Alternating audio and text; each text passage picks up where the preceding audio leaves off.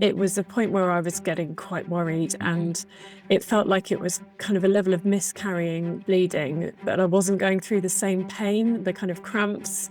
I didn't have any tummy ache, and so they were a bit kind of baffled by me, and I spent a fair amount of time just sitting in this antenatal unit, not really knowing what was going on. And eventually I was seen by actually a very junior doctor who examined me and saw a fist-sized tumour on my cervix. And so after a really long wait that evening, I was eventually seen by a more senior doctor who biopsied it there and then, which was the most gruesome experience of my life. And a week later, they told me that I had cervical cancer. By that point, I was 19 weeks pregnant. Hello, and welcome to the Thrive Against Cancer podcast, where we give a voice to the cancer community. My name is Toby Freeman, founder and CEO of the Robin Cancer Trust, cancer advocate, and your host. Every episode, we will be hosting open and honest conversations with people affected by cancer, whether personally, as a family member, clinician, or charities and organisations. We will be talking to the cancer community about the cancer community and all the things that are important to you. Our guest today is a cancer and exercise specialist and breast cancer rehab coach. She founded Get Me Back to offer specialist fitness training for women affected by cancer, experiencing firsthand the benefits exercise had on her own cancer recovery. She wanted to create an accessible place where women could feel safe exercising following their diagnosis. She aims to provide clear and specialist advice for those in need, offering a positive place to share experiences, regain body confidence and strength. Our guest today is Sarah Newman. Sarah, thank you so much for being here. Thank you for having me. Very, very excited to hear all your story and your journey and go through to everything that you are doing to support the cancer community. So basically, I would like to just pass the floor over to you. Okay, well, I was age 34, kind of going about everyday life. I had become a mum for the first time 2 years previously, to a little boy, and we got to the point where we decided we were going to have another one. We'd just got enough sleep, and fell pregnant very, very quickly. And so I was still working, I was still exercising because I did like to exercise and always have done. And probably around 7 weeks, I noticed things didn't seem quite right, but it didn't feel like it was pregnancy related, if that makes sense. So I took a few trips to the hospital, to the really early pregnancy unit, and they kind of sent me on my merry way and said, some women just kind of experience these types of symptoms in pregnancy. So I carried on, but as the weeks went by, I noticed that my symptoms, which the main one was bleeding, were getting worse. And it kind of felt bearable, I suppose, and acceptable to the level it was happening, probably up to around about 15 weeks. And as I got more and more pregnant, the bleeding got progressively worse. And so there were a couple of visits, the last 2 visits that I went into hospital, it was a point where I was getting quite worried, and it felt like it was kind of a level of miscarrying bleeding, but I wasn't going through the same pain, the kind of cramps.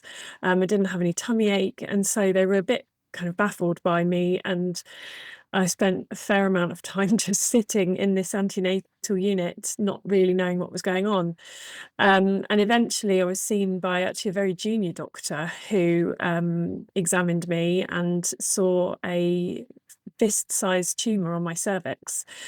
And so after a really long wait that evening, I was eventually seen by a more senior doctor who biopsied it there and then, which was the most gruesome experience of my life. And a week later, they told me that I had cervical cancer. By that point, I was 19 weeks pregnant. So I'd been into that hospital, I think 5 or 6 times with bleeding and sent away, and they weren't able to diagnose what was wrong with me. So it was quite upsetting to know at that point that I was told immediately after my 20-week scan that I had cancer. And at that point, they didn't know how advanced it was because they could only do it through kind of visual examination. And so I went on to have further tests, but being pregnant, I was quite limited. So I was allowed to have an MRI, and that revealed the size of the tumour, but it also revealed that the tumour hadn't spread. So it was quite advanced, but it was localised. And because of the size of the tumour, the surgery wasn't an option. But also due to the pregnancy, they had to be quite careful how close they were going to get to my cervix, because of baby. So we were given our options. I say options, it felt really, really difficult at the time. We know that women are allowed or are able to have chemotherapy in pregnancy. We know that lots of chemotherapies now do not cross that kind of wall of the baby barrier. And so that was an option for me. But because my cancer was cervical cancer, the treatment, really the curative treatment, is radiotherapy. And so in order to access radiotherapy, I needed not to be pregnant. So I was given options of having weeks and weeks of chemotherapy to try and keep the cancer at bay. And that was all it was going to do, is just stop it growing, probably not make it smaller, just stop it growing. And then wait to deliver baby very early and get access to radiotherapy. But they weren't entirely sure whether the chemotherapy would work, because I was kind of an experimental case, I guess, because everybody is different, as we know, in the cancer world. So we were faced with the decision, after having a second opinion and a third opinion from various different oncologists, of whether or not to terminate the pregnancy. And by that point, we were at about 22 weeks pregnant. And in the UK, you can go to 24 weeks. And we literally spent a long time, every moment, every day, trying to make the decision. It was impossible. It was a lose-lose situation. You know, if we'd gone through with it, there was my health at risk, my life at risk. And if we terminated, it was the only sure way to know how to access that curative treatment. And so we made the impossible decision to terminate. And it was the hardest thing I've ever had to do.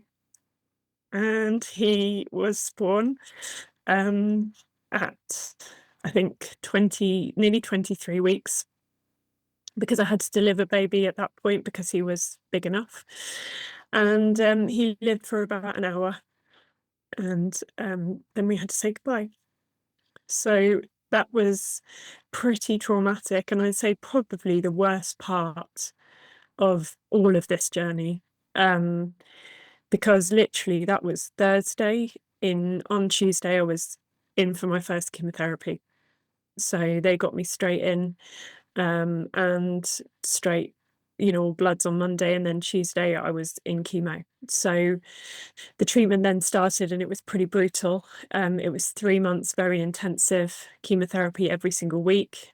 And as soon as my uterus had shrunk down to a point where they could start performing the radiotherapy, which is so targeted, they went ahead with that, which was every single weekday alongside the chemotherapy.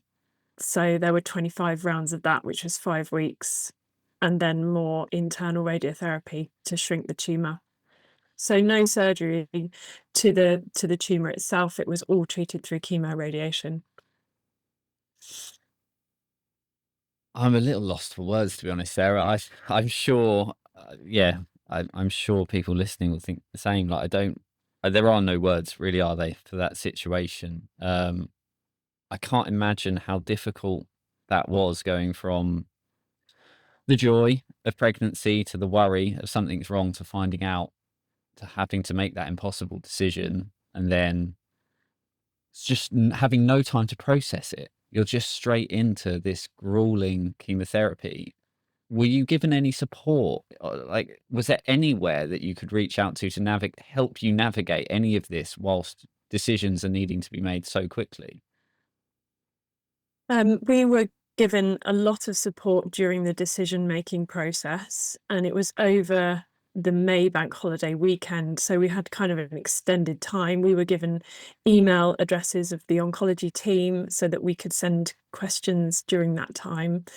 We were given access to neonatal specialists, to oncologists, to all of the different multidisciplinary team. So we did have a really full picture of what we were facing. But as you say, the decision making was so quick. I was at that time I was 34, so I kind of didn't qualify for what a lot of hospitals have, which is a teenage and young adult unit, where they treat younger people.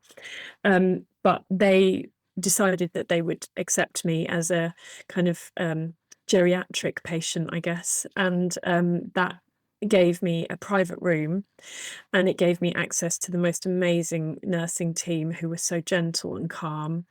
But also that department also had a sponsored counsellor. So Macmillan sponsor, their incredible counsellor who supported me literally from that first chemo session, more to kind of manage my loss and the emotions around grief, and all of the kind of guilt that I felt, that was impacting my my mental health, I guess. And she saw me every single week, every time I went in for my chemo. So I had psychological support, because I'd say probably the cancer was actually more of a distraction Mm. to the grief that we were experiencing as a family. And that was the hardest thing to process. So The hard as well cancer because kind you're of gave, isolated as well, aren't you? Away from yeah, your family who are going through this as well, and individually grieving, and you're still a mother as well. So you've got this incredible loss, and then you've got a 2-year-old at home as well. That's yeah, a lot to be taking on, isn't it? I mean, yeah. impossible amount. I mean, my husband was an incredible support. He was my rock. Um, and my family were brilliant, and my husband's family supported us. But a lot of people just didn't know what to say. And I think, that's a lot, happens a lot in cancer. People just don't know what to say, so they don't say anything at all, or they don't contact people at all. And actually, just saying, I don't know what to say is fine. But knowing that that person is not saying anything because they don't know what to say is much more reassuring than not saying anything at all. And we were lucky. We had an incredible support team around us, and I will never forget the midwife team at the hospital who delivered. We called him Jacob, who delivered Jacob, and they stayed in touch with us, and they took pictures for us, and they were incredible. And then the whole team in the teenage and young adult unit just looked after me literally from the word go, and swept me up and protected me. And it felt incredible. And there is also a brilliant charity out there that supports people and families who receive a cancer diagnosis either during pregnancy or within the first year of a baby being born, called Mummy Star. And they were the first people that we called when we had our diagnosis. And Pete, I still speak to him now. He remembers the birthday every year, and he phones and checks how I'm doing. And I help support some of the other families that he works with as well. That's a beautiful way to, through all of that support as well, to honor your son, to honor Jacob as well, in an ongoing way. Is this something people have talked to you about as you've opened up about it as well? Because it's cancer is affects a lot of people, but then it affects specific people in their journeys. And this pregnancy with a cancer diagnosis, or new mums with a cancer diagnosis, isn't talked about too much. Is it something people open up to you about, as you've opened up about your story? It's it's much it's much more common than you would imagine. I remember when I started to think, could this actually be cancer? I thought, but you can't get cancer in pregnancy. That's it's impossible. And I think, what Pete and the team at Mummy Star are doing is raising awareness through midwifery teams in different hospitals that it is possible, but it is possible also to be treated, and for people to be looked after during their cancer treatment, making sure that baby's okay during chemotherapy with monitors and things like that. But I think what he came to realize during the time that he spent talking to us is that actually there are also families that go the other way who do lose children as a result of cancer. And there is a term called termination for medical reasons. And that term is normally used when the baby, unfortunately, is unwell, or there are genetics involved which indicate that the baby might not might be unwell in future life. And those are reasons where we come to a medical termination based on the family's decision. But it's not as often that you terminate because of the mother's issues. There was nothing wrong with my baby. And that's what I find really, really difficult to accept, is that I never know what the outcome with me would have been if I went the other way. So it's a really difficult thing to process. And it's something that I still find myself kind of just falling over and over again, even 7 years on.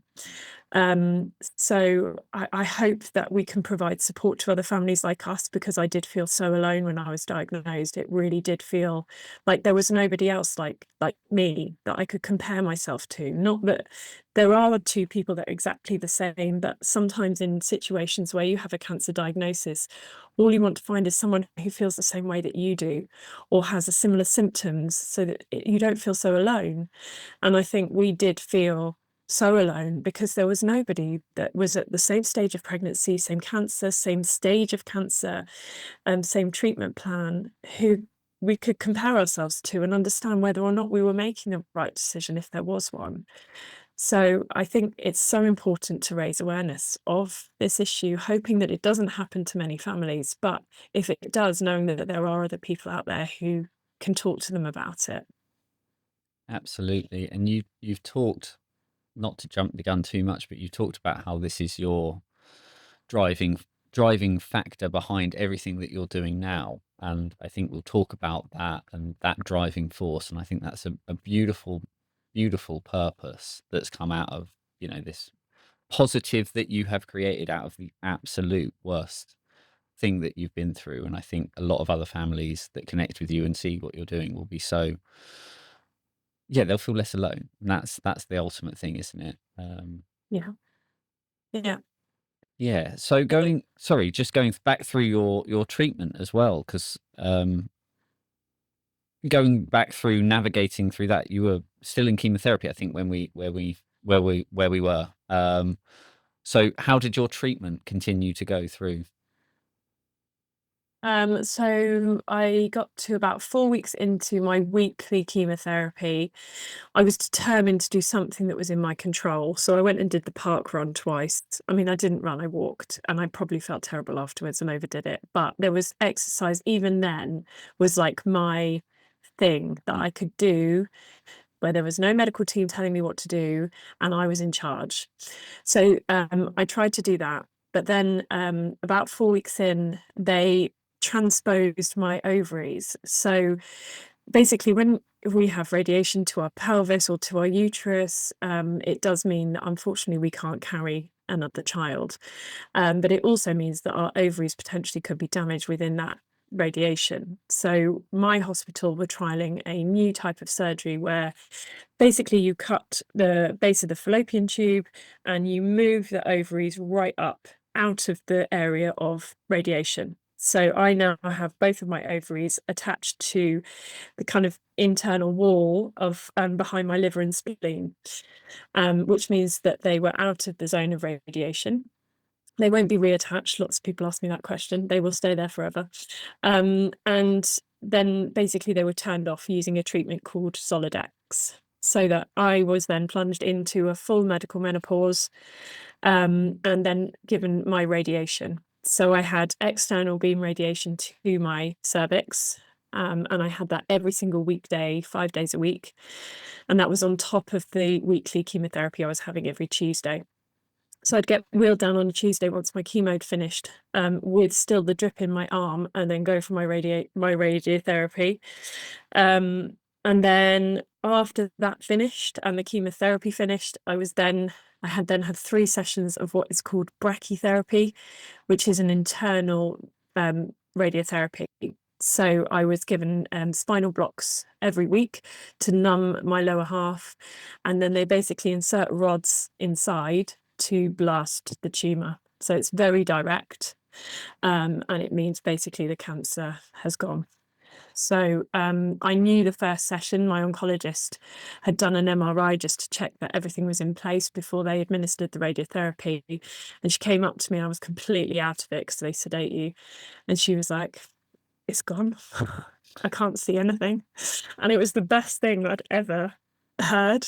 Yeah. And she was like, "You won't remember this. You won't remember this because you're too drunk on anesthetic." But I was like, "No, I will. I know I will. I will." And I just kept telling myself, "It's gone. It's gone. It's gone." And then I came round and I just remembered and I told my parents and everyone was crying and it was amazing. So I still went through with the next 2 sessions because there was still kind of a superficial layer of something that they could see. But I knew at the end of that treatment that someone had seen what was going on and that it had worked. So it kind of made it worth it. I still don't quite know what to say. I'm going to swear now, so we can beat this up. Fucking hell, Sarah, that is so much. Yeah. I mean, I can't imagine the relief of being told that, even high on all the drugs. That must have been incredible. That release. What was that like? Just telling your family and your friends and your partner that moment after everything that you've been through. Just how was that? It just finally felt like there was hope. Mm, I think when you're going through cancer treatment, particularly when you're right in the middle of cancer treatment, you can't see an end. And you just kind of like, you've got to keep going, you've got to keep going, you've got to keep going. And you get to the point where you physically just can't keep going. And I see it sometimes in the people that I train today. They desperately want to try and keep going and seeing all the people they want to see and making sure that they're keeping up all of their contacts and, their homework life and things like that. And you think, "Oh, you're going to crash." Because it happened to me. I literally got to the point, I think I was about 6 or 7 weeks in, and that's it. I was like, right, physically, I am done. I have to lie in bed today. And also emotionally, you just can't keep up the fight. mm. You have to you have to take a bit of time away and just reset, and they destroy you. Your body is basically, a shell when you come out of cancer treatment. And it was so tough, because it was such a short period of time, because really I started treatment in June Mm, and I was done by the end of August. That's short in cancer land, yeah. but it was brutal. So it was like I got to the end and I think you get this kind of renewed hope and this renewed energy where you're like, okay, I can see the end now.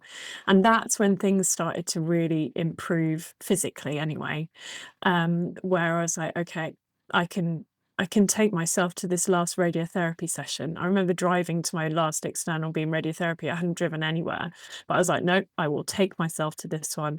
And coming out and literally screaming in the car with all the windows closed, but just like, couldn't believe what had just happened. And the processing, the delayed processing as well of all of this trauma, it takes such a long time to get over, and it takes a hell of a lot of psychological support. I spoke to my counsellor for 5 years afterwards.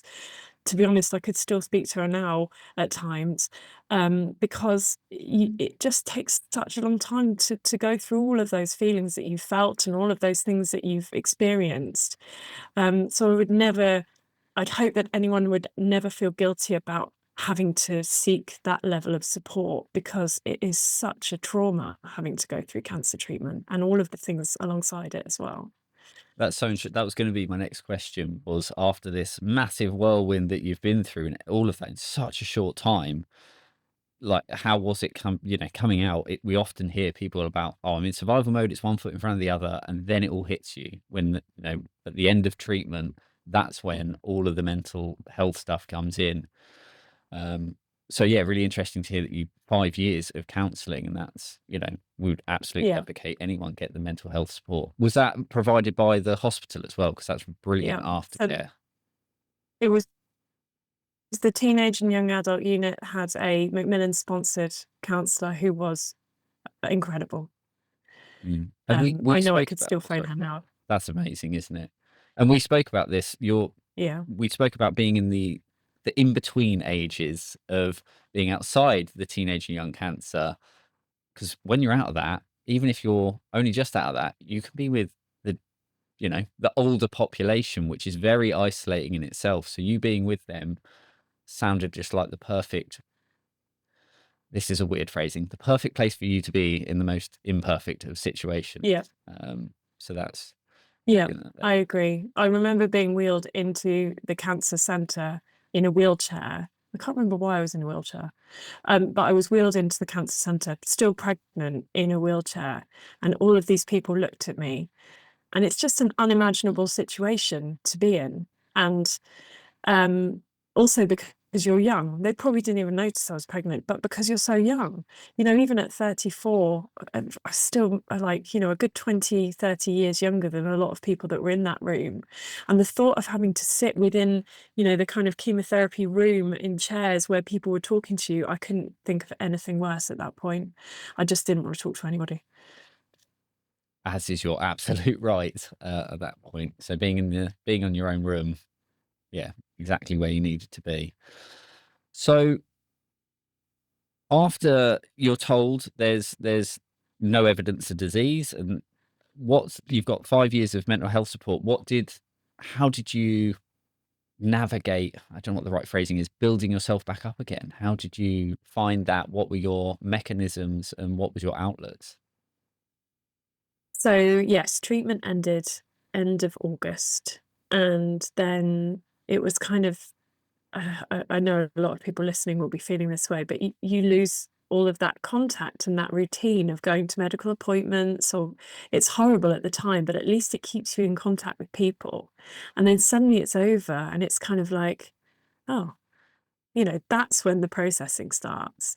Your radiotherapy is still working, probably for a good 6 weeks after you finish at least. So you're still building on that really high level of cancer-related fatigue.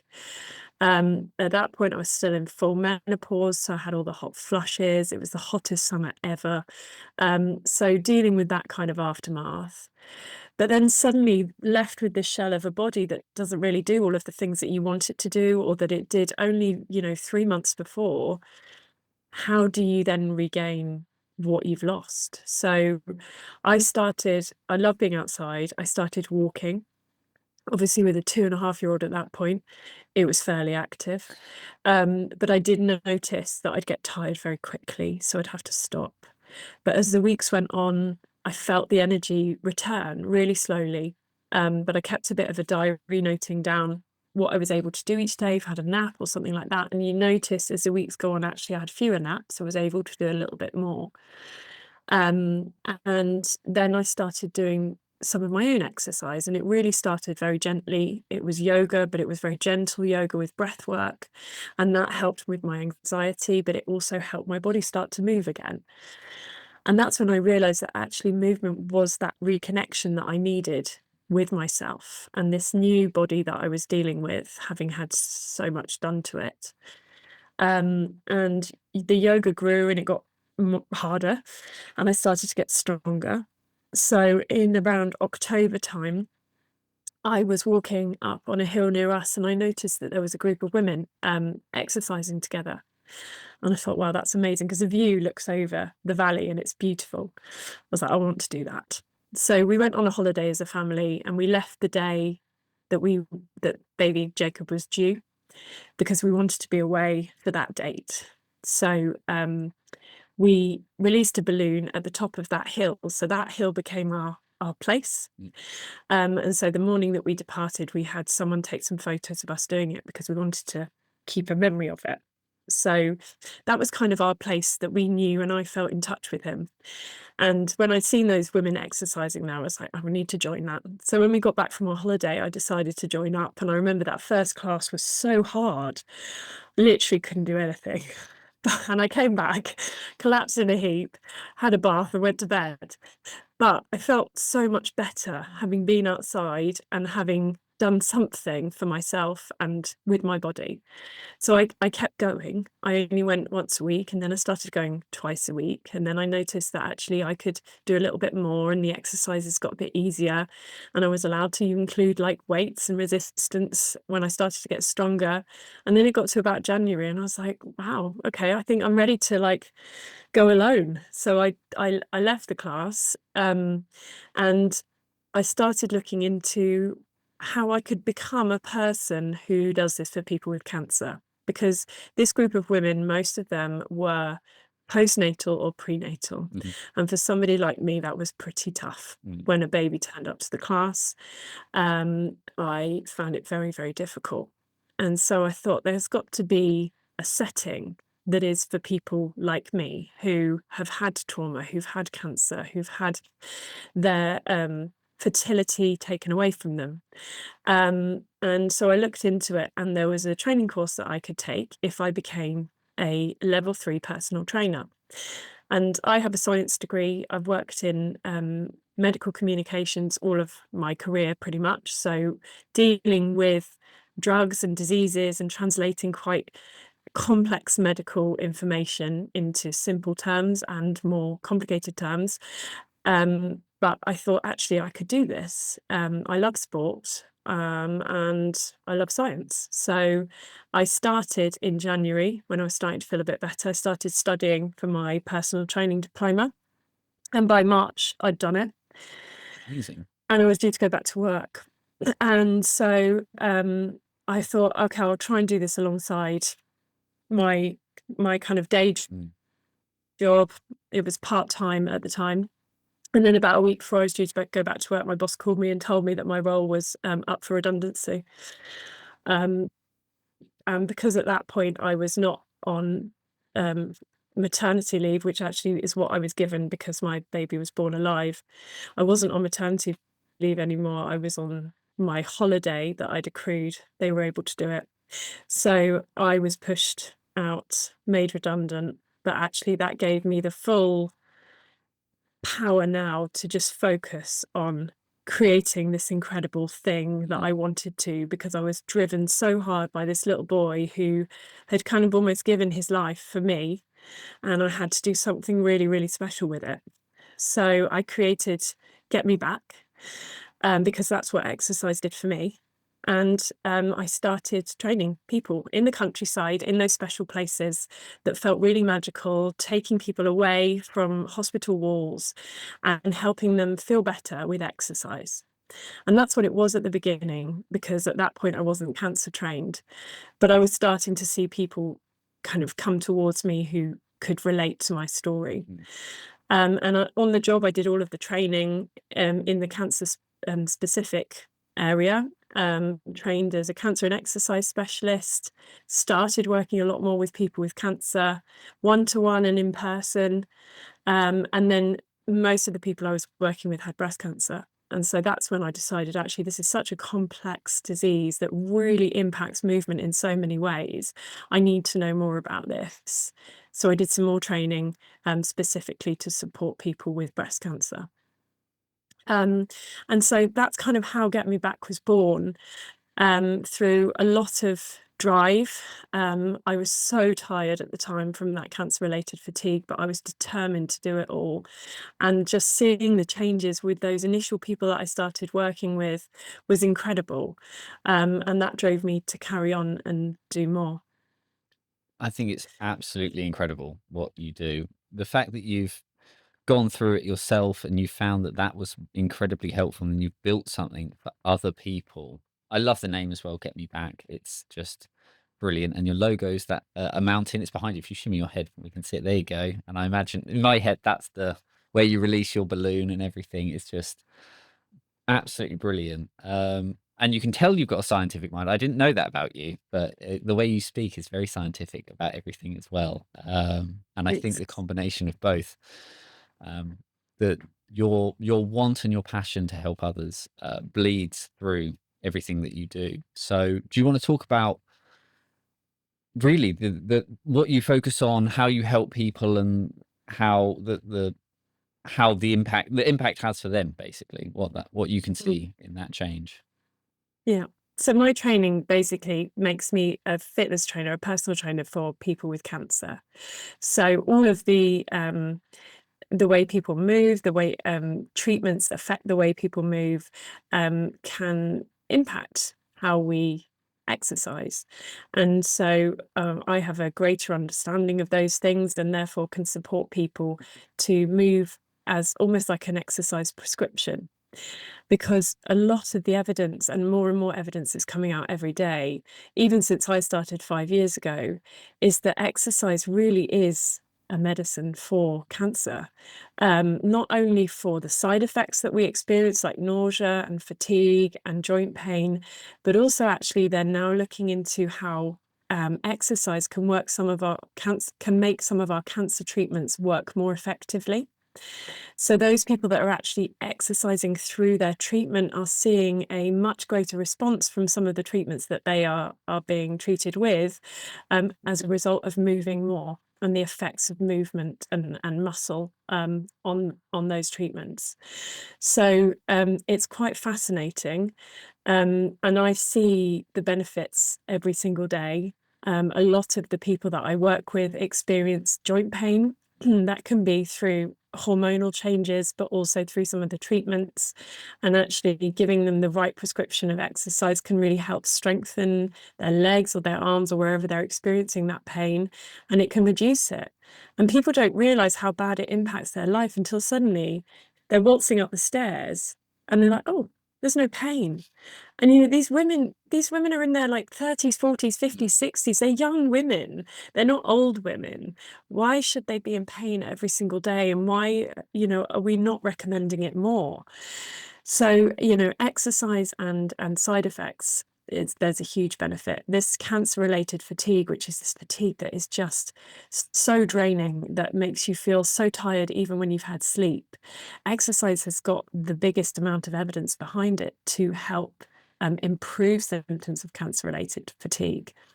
But it's about getting the right dose. This is the thing, is everybody's completely different. We know that in Cancerland. We know that we should treat every single patient differently, every single person differently. And if we build up exercise nice and gently and slowly, and we find benefit from each session, we will eventually start to see our energy levels rise and overcome that cancer-related fatigue that can be so debilitating for a lot of people. And this is a big thing you advocate, Um, isn't it? The personalized care for the individual. So, I mean, we can talk about how that needs to happen on the medical side, but in the exercise, it's you looking and understanding the person that you're helping, I imagine, and then working out, tweaking, and understanding that not everyone's going to go run a marathon or anything like that. It's breath work, it's gentle movements, and making sure that I assume you understand what they can do within their limitations and how you can help them. Yeah, and it's a really important communication, two-way communication between me and the other person, to make sure that they are telling me how each exercise feels. They're scoring it out of 10, for example, 10 being really hard. So I know what level that they're working at, and so that we can then make adaptations to what we're doing to suit them. But I guess the problem with individualized care is that it can sometimes be quite expensive. And so what I've tried to create is more of a group-based approach, where during COVID had to go online, everyone else did. And I started creating an online community. It was through Facebook to begin with. And I was supporting women to return to exercise after their breast cancer treatment. So I made sure that I was keeping it within a specific disease area. So I knew generally the type of treatments that they would experience and how that might impact them. And then helping them to work through a kind of a progressive program to work back up to being fitter and stronger and feeling more confident in their bodies.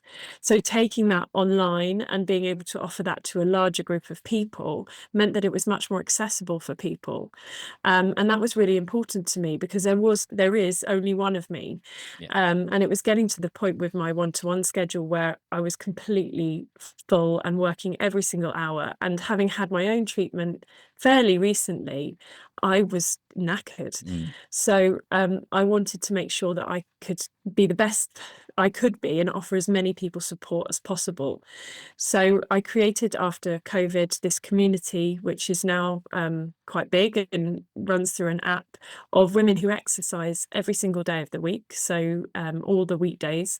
And we strength train. So we focus predominantly on strengthening exercises, which are most beneficial to a lot of the female population around this age, who have probably experienced a level of medical menopause or are already in menopause, so need to ensure that their bone density is good, because we know that when estrogen drops, our bone density can be impacted, and it can lead to things like osteoporosis. So through weight-bearing exercises, we can help improve bone density. But these women are also experiencing joint pain, which can be helped by strength training and flexibility training. So offering all of these women the types of exercise that they need to help support them through this stage of their life. When they finish their treatment, when they're feeling like they kind of get a little bit lost after they come out the end and there's not anyone there to support them through the next stage of their journey, and they want to take back control of their bodies, they want to reconnect with their bodies, and movement being such an effective way of doing that. So I hope through the community that we've created, people are doing something positive as a result of their cancer, and they're feeling back in control of their bodies, and that they feel more confident in the way that they're moving, because so many of them, a bit like me, were just nervous about what was safe and what wasn't. And being guided by someone who has not only been through it, but has the right training to support them through it, feels much safer than perhaps going back to the gym. Yeah, and it sounds so unbelievably empowering what you're giving people. That reclaiming of, cancer diagnosis for anyone, a cancer treatment, it's all out of your control, isn't it? And like you've said, your body is ravaged through this and chemotherapy and radiotherapy. None of that is an easy process, but coming out the other side and going through that, having some control, and then coming out being able to take control sounds like an incredibly empowering experience. Do you see a lot of benefit in the mental health as well of people Yeah, going through it and coming out the other, and community, I imagine, through what you've built? yeah, yeah. That piece about it's just finding somebody else who feels like I do, and that, it's as much for me as it is for them, is being able to talk about what they want to talk about. They don't have to talk about cancer if they don't want to, but we turn up to a live class every day. They don't have to tell me, "Oh, I've got XYZ wrong with me." I know generally, from the information that they've provided, what is what I need to be aware of. And so they don't have to explain themselves. They can say as much or as little as they want. They know they're turning up and the people around them have been through similar experiences. So if they don't want to wear a wig, for example, or a hat, if they've just finished their chemo and they don't have any hair, no one cares. We are all an accepting community who understand what those people have been through. And the benefits to mental health, I mean, from personal experience, I know that exercise is my mental health cure. I have to do it every single day. I need to get outside. I do exercise a lot as well on top of the work that I do, because I need it for the control. I need to feel strong, and it helps me manage my own side effects of menopause, and the after effects of things like radiotherapy. Mm. And I think that resonates with a lot of people. I was just going to ask about sort of how do I phrase this? Recurring themes for people coming to you, like menopause. You mentioned anxiety as well. Obviously, movement around treatments. Are they the main things that you're seeing of people coming to you going, I would like help around this? And what are the mechanisms that people can do with you? For example, I don't think people know a lot about breath work, and you've talked about how that really helped with your anxiety. And I imagine going through with scan anxiety as well, being in charge, for a better phrase, that really helps being able to cope with that anxiety of those milestones that come up as well. Yeah. So a lot of people come to me with fear. mainly, of not knowing what is safe to do after their treatment and understanding what their bodies are actually capable of. And I hope that I can give them the confidence to move more, because my classes they're not easy. Some of them are much easier than others, but they're not meant to be chair-based exercise. They're meant to be exercise where you feel empowered to move and you feel good after when you finish, but you know that you're safe in my hands, or my room on Zoom. But yeah, so I think fear that kind of falls around a lot around the breast cancer community, where people have had lymph nodes removed from under their arm, and there is a fear of developing lymphedema. And there's been a lot of contradictory advice provided to them by perhaps some of their medical team or other people around them, where they shouldn't lift X or Y. A kettle was one of the things that I think a few years ago breast cancer survivors were not told to lift, or they couldn't lift a certain amount of weight, like 5 kilos, but no one knows what they lifted before, so there's no comparator. So I think there's a fear of whether or not they can weight train, or whether or not they can go for a run, or, something will happen if they exercise during their treatment. And I think it's just about reassuring these people that movement is beneficial, but it is your responsibility to listen to your body. And there will be times where actually it says, no, not today, thanks. I'd like to go to bed. And that's fine. And that's what you have to listen to your body. But know that, maybe if you did get up and got dressed and went for a walk, you might feel better. So I can't tell what these people are feeling. They have to tell me. And so my best advice is to give it a go. And if it doesn't work, the worst that can happen is that you need to go for a little sleep and rest for a little while. The other thing that people come to me is joint pain in the morning, particularly when they wake up. They literally cannot move their ankles or their feet, and they feel very uncomfortable, and they feel much older before their time. And so again, a little bit of a kind of warm-up routine for your day, and making sure that people are moving gently as they warm up, but that strength training at the right level will support that joint pain. But also, when it doesn't feel right, going back to your medical team and checking with them whether there's an alternative option, or whether this is beyond the level of pain you should be feeling on this treatment, and making sure that quality of life at the end of the day is number one. If it's so debilitating that it's affecting parts of your life, then something has to change, or something needs to be looked at. In terms of anxiety, I think the fear of recurrence is real. I mean, I experience it pretty much every week.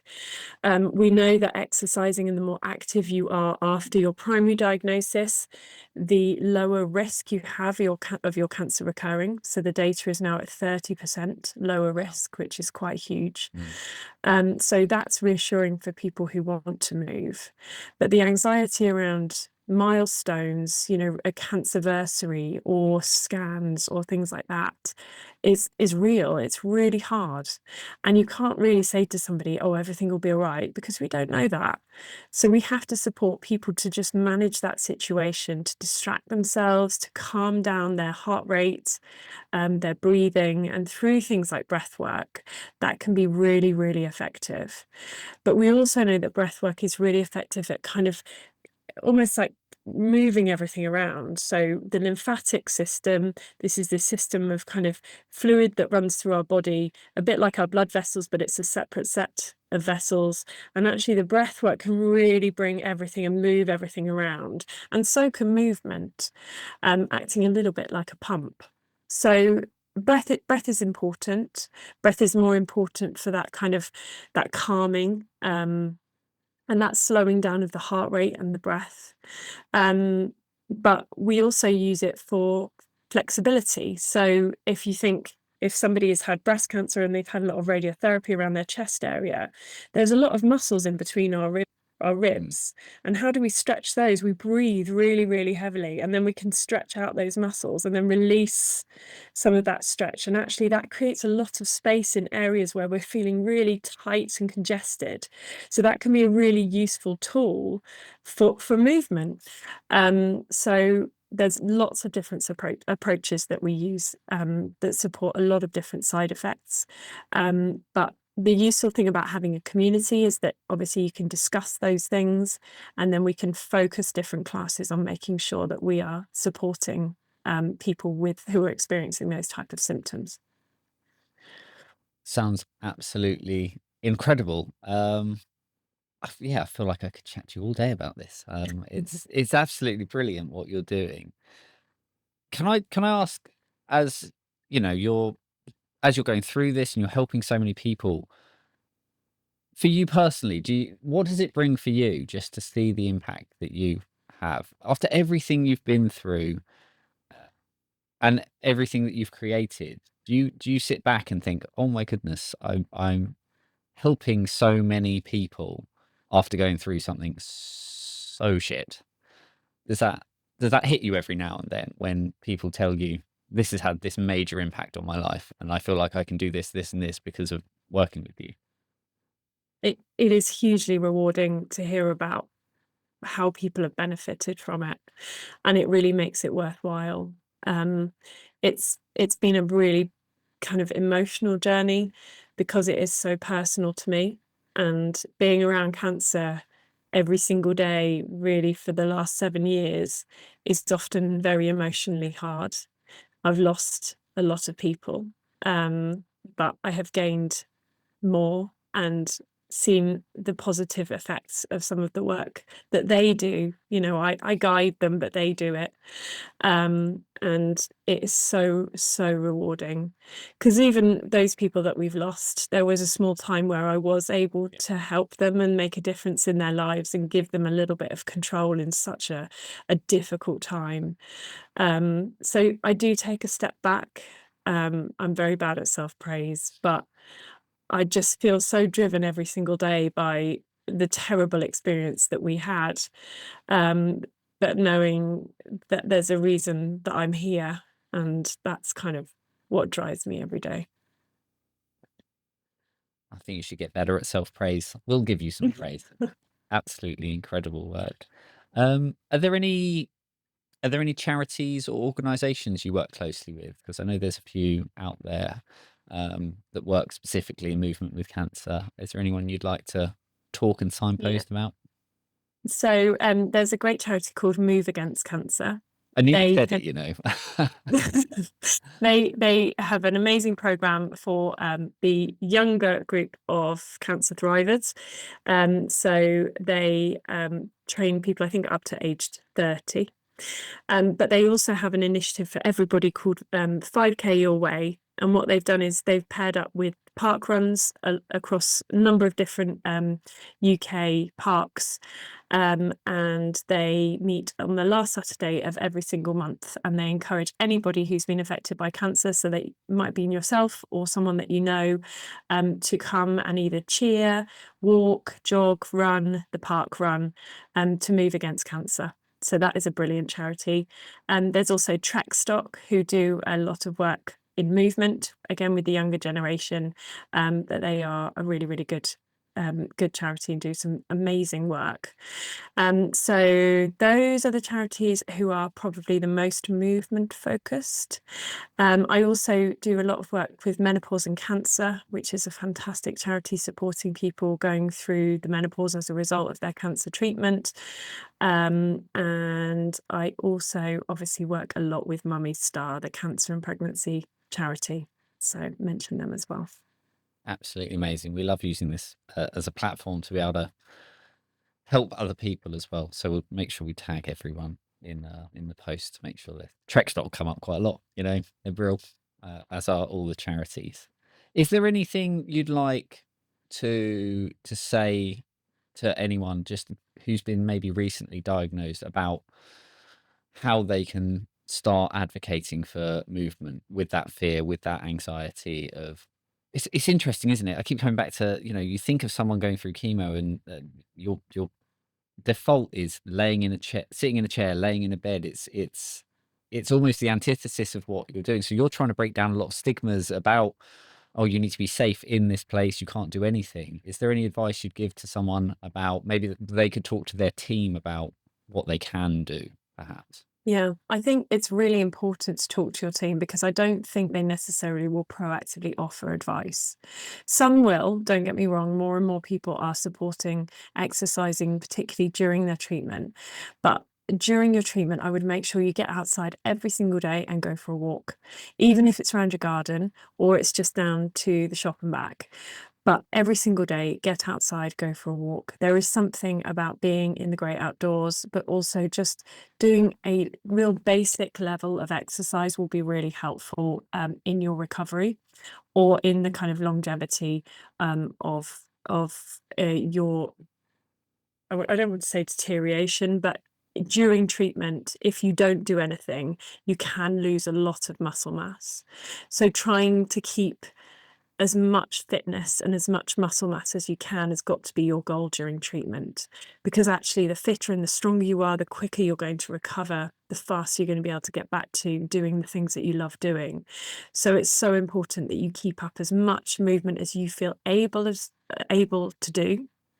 So whether that's just a few squats when you're making a cup of tea or a 20-minute walk in the morning when you get up and you feel your strongest, but moving as many times of the week as you feel able is really, really important. So I would try and encourage it.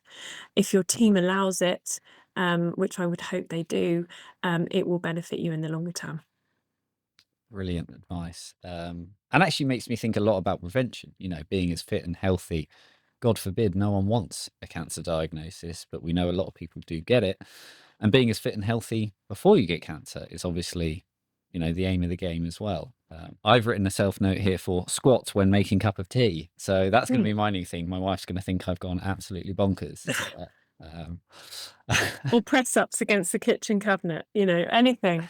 Just little things like that make a difference because they add up through the day. How many cups of tea do you make a day? That's a lot of squats. It's a lot. Yeah, it's probably too many squats.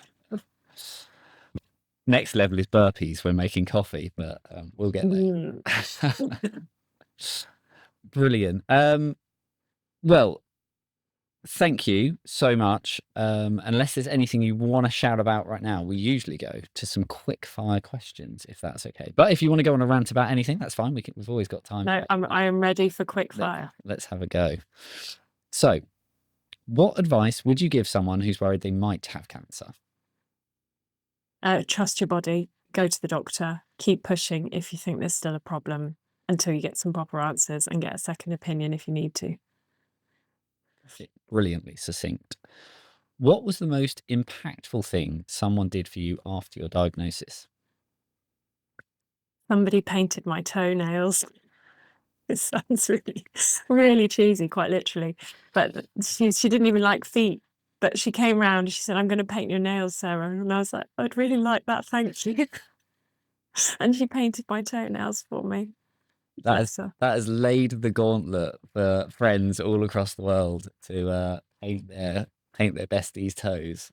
I know. Absolutely brilliant. What a good friend. What's the worst thing someone has said to you about having cancer? Oh, the worst phrases that I have when I do a bit of a gulp are normally around children rather than cancer. And it tends to be comments around, "Is he your only child?" Or, "Do you think you'll have any more?"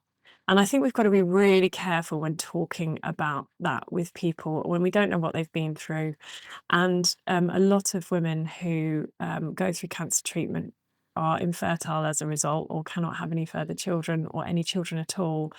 And I think somebody that I spoke to, she'd had cancer and she'd never been able to have children. And she said, "Why don't people just ask me about my family? Just say, tell me about your family," rather than asking directly about kids, because it's so difficult for somebody who has lost a child, lost the ability to have a child, to answer that question. And they just kind of smile and nod and get on with their day, but it does really impact them. I think that's a really good takeaway, actually, because I think sometimes it's hurtful, but not ill-meaning, if that makes sense. Exactly, It's sort of exactly. these rhetoric questions people ask, but actually, tell me about your family is a very good catch-all, isn't it? So that's a good takeaway for people. Thank you. What advice would you give to someone recently diagnosed with cancer? Exercise. I know it sounds like the last thing you want to do now, but get as fit as you can before your treatment, even if you've just got days. Walk, strength train, run. And then during your treatment, just keep up as much as you feel physically possible. The fitter you are, the better the outcome and the better the bits on the other side will be. I didn't do enough during my treatment. I mean, it was brutal and short, but I do think if I'd known what I know now, I would have moved more and pushed through those moments where I went out the front door and went, actually, no, not today. Because it would have benefited me more. Real. And what's the biggest lesson you've learned from having cancer? That's a big question. To never, ever judge. When you see somebody, in a situation, walking past them in a corridor, hospital corridor, or on the street. I remember my dad, when all of the stuff happened to us, and I didn't lose my hair when I had chemo, it stayed, so I didn't look unwell. And I remember my dad walking through this hospital corridor and going, God, you don't know what half of these people are going through, do you? And I was thinking, no, you really don't. You should never, ever judge anybody. Somebody who was in a stress one day because you weren't driving fast enough, or, is cross because you took the last lemon in the supermarket. You never know why these people are angry. And I think just taking that time just to think, do you know what, they might be going through something really, really terrible. I'm just going to leave it there today and just walk away. So I think I've learned just not to react to things and to make sure that I give everybody a second chance if they're not having a good day. I think that's And be kind. yeah, I think it's an absolutely lovely purview. And I think a lot of people go through their lives never having that. So yeah, it's nice to have that as a worldview, isn't it? There's one question I realise I haven't asked, which is where can people find you? Oh, yes. So I have a website. It is getmeback.uk. I'm also on Instagram, Facebook, and YouTube, and that is all at getmebackuk. So you can find out any information. I do put out lots and lots of info about exercising after cancer, key advice, some of those exercise snacks that I gave you some advice for, Toby. So squatting while making tea, press ups against the kitchen cabinets, things like that.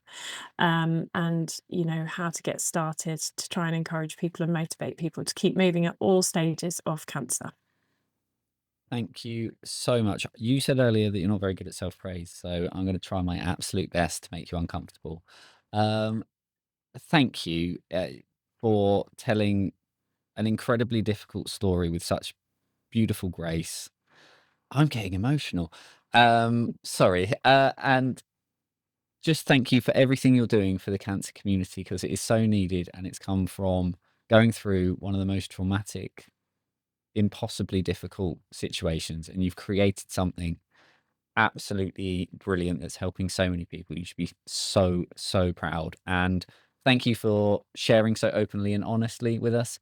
And thank you for being here. So I'm just so grateful. We really, really appreciate it. Thank you, Sarah. Thanks, Toby. Thank you for listening, and thank you to our amazing supporters and funders who make this podcast happen. If you enjoyed this episode, please give us a review and follow us on social media at Thrive Against Cancer. And be sure to check out our other episodes wherever you listen to your podcasts and on YouTube. If you want to help support our mission to give a voice to the cancer community, please contact us or visit our website to learn more at thriveagainstcancer.co.uk.